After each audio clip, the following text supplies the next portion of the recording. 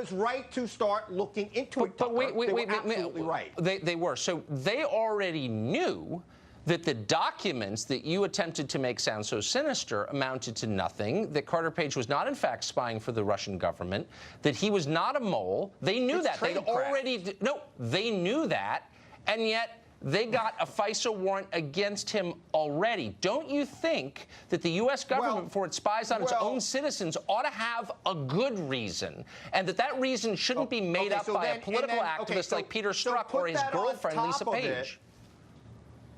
So the fact that he'd been communicating with senior Russian officials, including members of their spy rings in Russia, and then he goes to Russia with the permission of Corey Lewandowski. He goes to Russia in 2016 during the campaign. I think the FBI would be suspicious, and I think that they should have been suspicious. And they should look into it. Since you've raised this allegation, we have actually Carter Page in the studio. I want to ask him what these documents were. And I mean, let's get very specific here. You passed documents to a Russian spy. Did you betray your country? What were the documents? And why aren't you in prison right now if that was a felony? Tucker, this is complete spin. I was teaching a course at New York University called Energy in the World in the spring semester of 2013. And I had a coffee with a diplomat from the Russian consulate. And I showed him. Who was a spy? I showed him a couple of the course materials from my academic course. You gave him documents that he requested. But wait, hold on, wait, Chris, before you impugn, slow down. Before you impugn his patriotism as an American, shouldn't you hear what the documents were? Wouldn't that inform your judgment? Public information, yes. The documents, that was a course description. Do you think if you passed, Chris Hahn, a course description for a public university course to a foreigner who you didn't know was a spy, would you be betraying your country if you did that?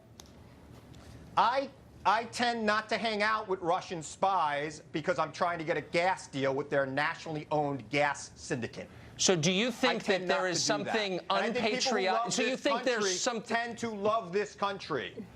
So you're saying that Carter Page doesn't love his country. Carter Page, where'd you go to college, by the way? Look, U.S. Naval Academy. Oh, you went to the U.S. Naval Academy. So you're accusing him, Chris, of being unpatriotic. This man graduated from Annapolis and was a naval officer, but he's unpatriotic. He doesn't love his country. Is that what you're saying?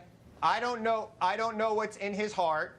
I have read the files on you, Carter, and I hope that you are a good person, and I hope that if you are a good person, all of this goes away from you. But from what I read, it is something that I would be concerned about if I was the FBI and you were on a presidential campain. I would be worried that the Russians would be infiltrating that campaign. And I think you yourself, really quick, Carter Page, as an expert in this, would agree with that. Do you love your country, Carter Page?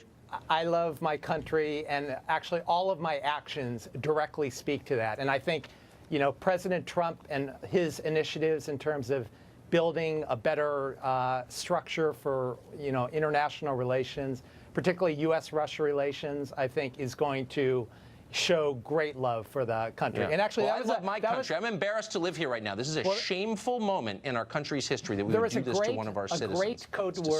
A great code word in the in that document from John Solomon today. They use the term, there's a new code word, dragon, right? And that reminded me of Dragon Energy, you know, that Kanye West was talking about. We're both Dragon Energy. President Trump's my brother. I love everyone. It's this very positive approach, trying to create a better world for all American citizens and, you know, better peaceful situation in the world versus, you know, I think what we heard from Mr. Hahn of just tearing people down, you know. And I think the funny part about it is going back to the Dodgy dossier, they were pulling these same, you know, falsehoods for. You know, I don't really know about the dragon stuff, but you don't seem like a spy to me. I'm being told we're out of time. Gentlemen, thank you both. Whoa.